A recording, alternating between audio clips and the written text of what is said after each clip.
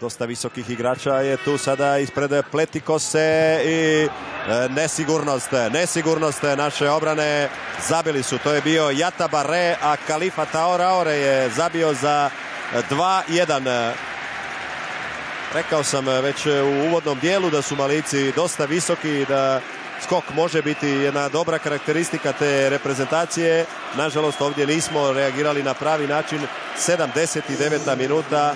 Primili smo pogodak iz prve prave prijetnje koju su spremili ili složili Malijci pred našim vratima.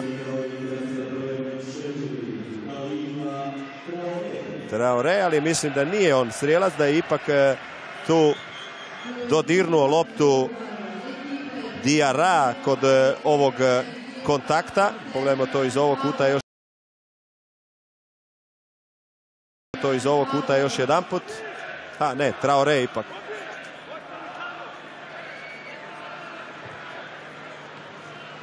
Od Grede se to odbija i ulazi u našu mrežu. Dakle, 2-1, 79. minuta.